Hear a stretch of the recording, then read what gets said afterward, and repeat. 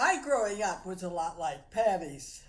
My brother and I were reared by grandparents after our mother um, became a victim of tuberculosis and subsequently died. And we were reared on a little farm outside Liberty until our father remarried and my brother was ready for high school. And then we moved back to Kansas City. During that time, I never knew a black person. I don't think I ever talked to a black person.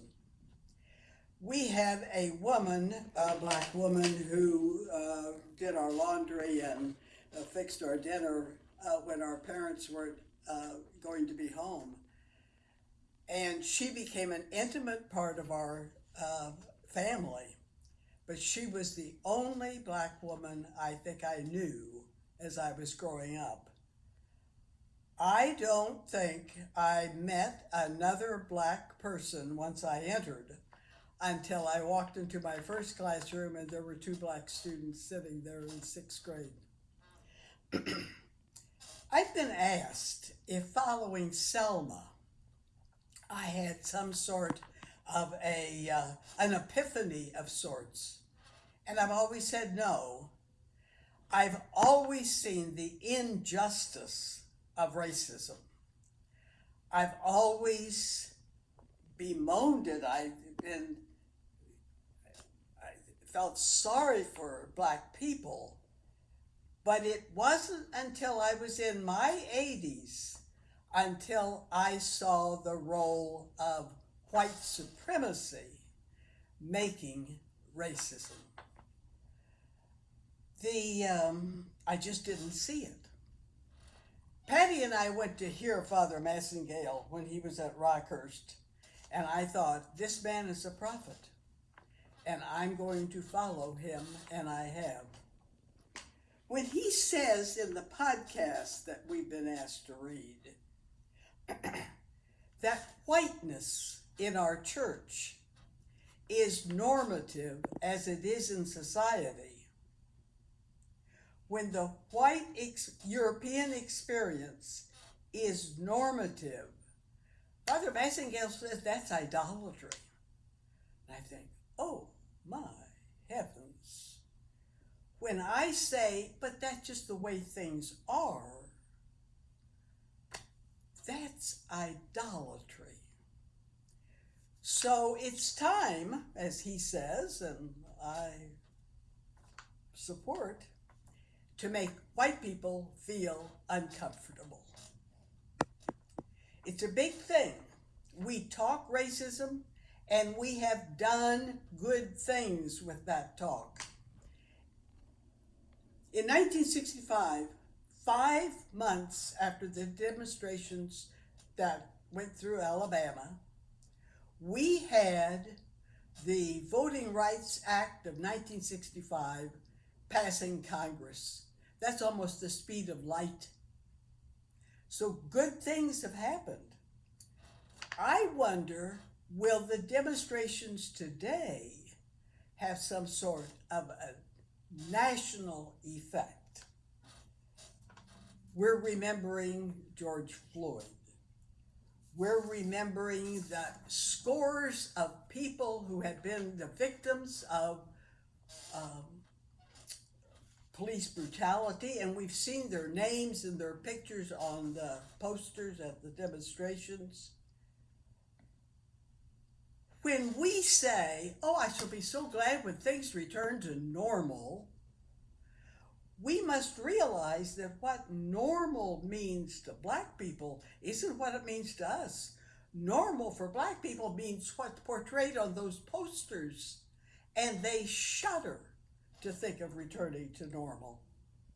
I'm glad, and I read it recently, that 31 of America's 100 largest cities have enacted policies restricting police from using chokeholds.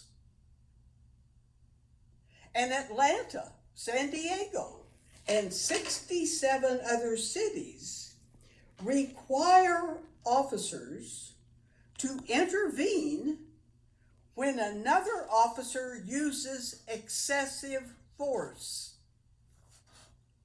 And I think, is this 2020? Isn't that common sense? Shouldn't we have been doing that for years? This summer, I received a letter from a friend in the East, written to her as a white friend by a black woman teacher. And the black teacher said, I'm writing to all my white friends because I have spent my life trying not to make you feel uncomfortable. And now I think it's time to make you feel uncomfortable.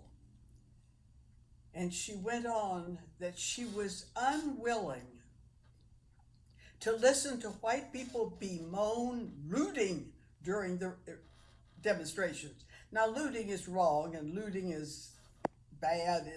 It's not what was intended by the demonstrations. But when white people think of demonstrations and looting, it's almost as if, do they think that property is more important than black lives? She wanted us to feel angry. Father Messingale wants us to feel angry over the evils of racism in our society. Systematic, cultural racism. I was heartened this summer when I was watching television of the demonstrations to see so many white faces.